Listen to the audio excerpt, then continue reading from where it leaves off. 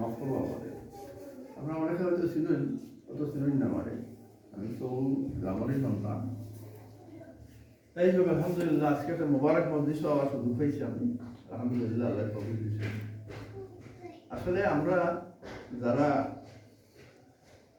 1400 বছর পরের মুসলমান এবং যারা আরব ভূমি থাকি, আরব এলাকি মক্কা মদিনা থেকে অনেক দূরে বসবাস করি, তারা কথা আল্লাহ নবীর সাথে মনে করছে। হাদিসের মধ্যে আছে যে আল্লাহ নবীর সাথে কৈশোর করতে আমার ভাইয়ের কথা আমি চিন্তা করতাম। আমরা তো আপনার ভাই, সবাই কারণে বলছি তোমার হাদিসটা কেন জানো নি হাদিস যে আমরা তো আপনার ভাই। বলে না, তোমরা আমরা ভাই না, তোমরা আমার আসহাব। আমি সেই সমস্ত ভাইদের কথা মনে করলাম যারা আমার দেখছে না, আমার গুন্না আমার উপরে ইমান আনলো। তো আমরা যে দূরে বসবাস করি, মক্কা মদিনা থেকে কত দূরে আমরা বাস করি, এর বাজাতে আমরা আল্লাহ নবীর উপরে ইমান আনছি, এটা আমরা লাগি সৌভাগ্যের বিষয়। এবং আমরা কথা আল্লাহ নবী সাল্লাল্লাহু আলাইহি সাল্লাম ইন্তেকালের আগে মাত্র, এটা আমরা লাগি সৌভাগ্যের বিষয়। তাই না, আমরা কথা মনে করছি। আর আমরাও আল্লাহ নবীর মহব্বত করি, মনে করি। একটা হাদিস আছে, আমি সকল এখানে আসে, তারা সামনে আদিস বলে না হঠাৎ হাদিস নাই, তারা তো বেশি এই সম্পর্কে চর্চা বেশি করছে। একটা হাদিস আছে, যে হাদিসটা আমার সবসময় কেমন হয়। এবং সাহাবায়ে কেরাম এই হাদিস শুনি না, যে রাবি যে তাই কইস হয়, এই হাদিস শুনি না অত খুশি হয়েছি, নীলা খুশি আর কোনটা খুশি। হাদিস ছিল এই যে আল্লাহ নবী সাল্লাল্লাহু আলাইহি ওয়াসাল্লাম সাহাবায়ে এটাই শুনে কথা যে কিয়ামত কোন দিন হইব। তখন তুমি কিতাব তৈরি করছো, এটা লাগে কিয়ামতর লাগি তুমি প্রস্তুতি কিতা নিছো। তখন তাই বইলা বলে না, আমার তো কোনো প্রস্তুতি নাই, নামাজ ওটা কিচ্ছু নাই। আর আমি কিতা করি, আমি মহব্বত করি আল্লাহ নবী সাল্লাল্লাহু আলাইহি ওয়াসাল্লাম। আল্লাহ নবী সাল্লাল্লাহু আলাইহি ওয়াসাল্লাম নৌকা এই হাদিসটা মনে রাখবো সবসময়, মনে থাকতে হইব, আমার মনে আছে এবং আমি মনে করি সবসময়। ইন্নাকা মান আকবারতা, আপনার খবর হইব, হাসর হইব তার লগে যারে আপনি ভালো পায়, যারে আপনি মহব্বত করেন। যদি আল্লাহর নবীর প্রতি আমাদের মহব্বত থাকে, ইনশাআল্লাহ আপনার হাসর হইব তার লগে। এখন আল্লাহর নবীর লগে খালি মহব্বত হইতো নাই বলে আমি নবী মানি, কিন্তু নবীর অন্য মানুষের মহব্বত নাই। আজকে যে দুরুদ পড়তে গিয়ে আমি আসহাব আওলাদ হিসেবে, আসহাবে রসুল, আওলাদে রসুল এবং ওয়ারাসাতুল আম্বিয়া, উলামায়ে কেরাম, এই সবার লোকে মহব্বত থাকতে বলে না আমি অথান মানি ওইটা না। যদি আল্লাহর ওয়াস্তে আল্লাহর নবীর লোকে মহব্বত থাকে, দুনিয়ার সবার লোকে মহব্বত থাকবো, ইমানদারদের লোকে মহব্বত থাকবো। আমি একটা কথা প্রায় ভুল কথা, যে ইমানদার অহল লাগি দোয়ার না হলে, যারা আমলে সালেহ করুন এরা লোকে দোয়া না হলে আমরা নামাজ পুরা হয় না। জানেননি কেন আপনারা? জানেননি কেন আপনারা? জানেননি? আমরা নামাজ পুরো লাগিয়া যারা নেক বান্দা হল দুনিয়াত আসো এরা লাগে দোয়া করতে হয়, নাহলে নামাজ পুরো হয় না। আত্মীয় পড়া গীতা বাজি না অজিব তো একাত্ত যদি মধ্যে আপনি কিতা দোয়া পড়বেন, ওয়াইলা ইবাদিল্লাহ সালিহিন, যত আল্লাহ নেকের বান্দা আছে ওর লাগে আপনি দোয়া পড়বেন। বুঝলেন তো? এখন নেকের বান্দা লাগে আমাদেরও দোয়া করি, আমরা বাইরে গিয়ে লড়াই করি, তাই না? এটা ডিফিকাল্ট জিনিস। আল্লাহ ইতিহাস দিচ্ছেন, আল্লাহ নবী ইতিহাস দিচ্ছেন, আমরা নবীর বান্দা যারা আছেন সবার প্রতি মহব্বত করবেন। আল্লাহ নবীর প্রতি মহব্বত আমরা আছে, আর যত ইমানদার আছেন তারা কারোর প্রতি মহব্বত করতে আমরা, এবং তখন ইমানদার আল্লাহকে আমরা করি। আর যদি কাফির বেঈমান, বেনামাজি, কুসকুস, উৎকুর, জালিম এরা লোকের মহব্বত থাকে, আসলে তারা লোক এটা মনে রাখতে হবে। আমি জালিম শব্দ লাগি বলছি, জুলুম খালি কেউরে মারলে জুলুম হয় না, মুখ দিয়েও জুলুম হয়, আর খাম করেও জুলুম হয়। এটা লম্বা বক্তৃতা করার দরকার নেই। আজকে কত উদাহরণ করেছি, ও মাস পরিস্থিতি কনসিডার করা বালা যখন রসুলের বিরুদ্ধে ফরমাইশ আমার মনে আছে, আমরা সিলেট আলিয়ার এক বুহারির ফত বুহারির অনুষ্ঠান শেখুল আজিজ ইসলাম যে যারা হামিলে হাদিস মানে হাদিস যারা শিখেন, যারা পড়ায়, যারা শিখেন, দুনিয়ায় তারা আল্লাহ কখনো বেশি কথা নাই। আর আখেরাতে সব সময় তারা আল্লাহ প্রিয় বান্দা থাকবা। হাদিস উঠা যাওয়ার সময় নাদারুল্লাহু আকবার সামিয়া মাকালাতে তাও কামাল আলাইহিস সালাতু ওয়াসসালাম নাদারুল্লাহ মানে কিছু গাছ আছে কথা দেখুন, আমরা জন্ম থাকি মনে আছে কিছু গাছ আছে শীতল সব বরফ পড়ে গই পাতা সবুজ থাকে, তা পড়ে না পাতা। আমার বাসার সামনে আছে যে শীতল বরফ পড়ে তবু গাছের পাতা তুলে পড়ে। আল্লাহ নবী সাল্লাল্লাহু আলাইহি ওয়াসাল্লাম বলেন, যারা এই আল্লাহ নবীর হাদিসটা শুনবো আর এটা অন্যের কাছে পৌঁছাইবে, এটা মুখস্থ হলো অন্যের কাছে পৌঁছাইবে, তারে সবসময় আল্লাহ ওরকম চির সবুজ করে রাখবে। এমন তোরা তারা মানে মরুন তো দ্বন্দ্বের সাথে মরণ তো স্বাভাবিক, কিন্তু তারা জীবন্ত তরফলা সবসময় থাকবে।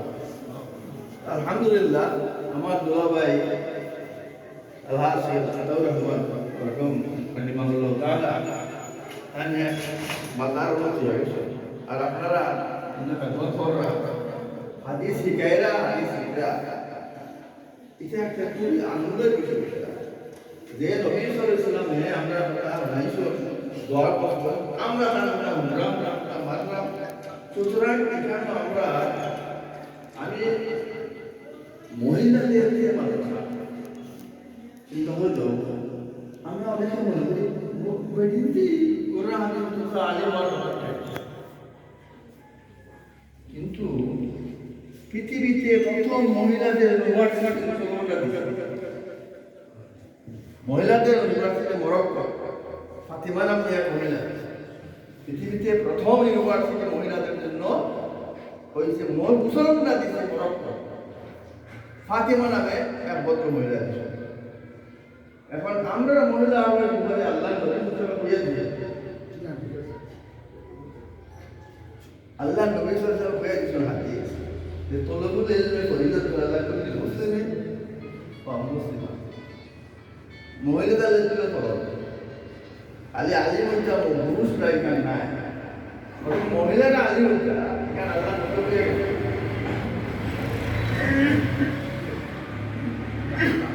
আল্লাহ নবী সাল্লাল্লাহু আলাইহি ওয়াসাল্লাম হয়ে গেছে মহিলারা আলিম হইতা, কিন্তু আমরা সমাজ মহিলাদের ইলমের চর্চা করতে কমই হবে। আলহামদুলিল্লাহ ইলমর জায়গা ইলম শুরু হয়েছে বুদ্ধি আটটা কিয়া, যেমন ফারিকে দবন্দ আসল ফারিকে কলিকাতা আসল কত বছরের আগে আমরা ওলামায়ে কেরাম আসল, ঠিক আছে। এখন মাধ্যম শুরু হয়েছে, এটা হইলে কি হইব যদি দিনদার হয় তাহলে পুরো গড় দিনদার হবে।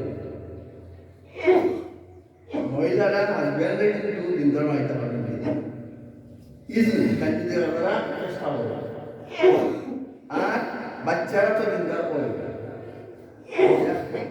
যদি প্রধানা কাজটা হাজব্যান্ডে বলতে হল না, আমরা কিছু হাজব্যান্ড আসলে বেটিও মানে কত তো কত সবজি মাত্র আমার না হলে আমি বলবো না, এটা করতে যাবে না, কিন্তু বাচ্চা তো দিতে হবে না।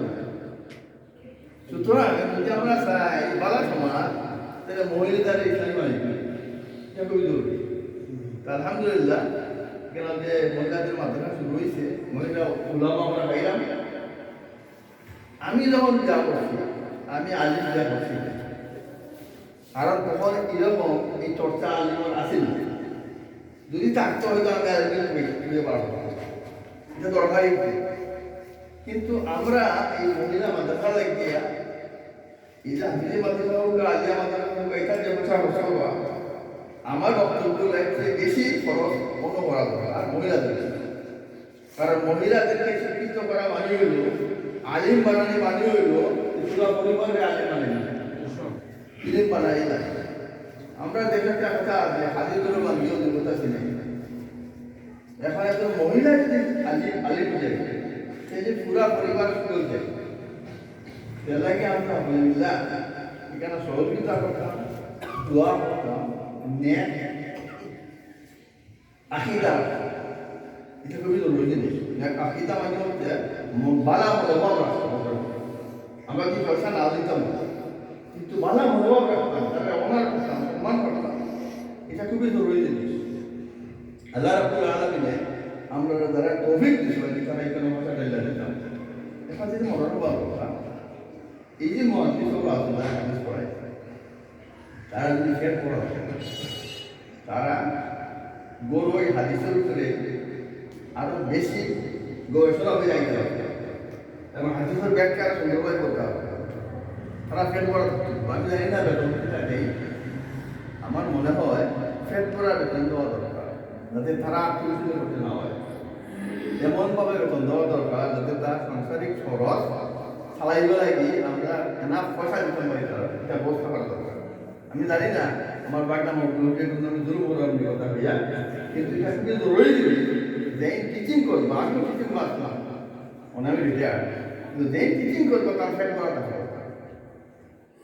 আমি যে দেশও গেছি বিদেশও আমি টিচার আসলাম, কেন প্রাইমারি স্কুলের টিচাররা সেকেন্ডারি স্কুল এবং ইউনিভার্সিটি টিচার থেকে বেশি পয়সা ইংলিশে কথা বলে বিদেশও প্রাইমারি স্কুলের টিচাররা বেশি পয়সা পায়, কারণ তারা মনে করে আমার বাচ্চাদের শিখে লাগি প্রাইমারি শিক্ষকদের বেশি শব্দ দেওয়া দরকার।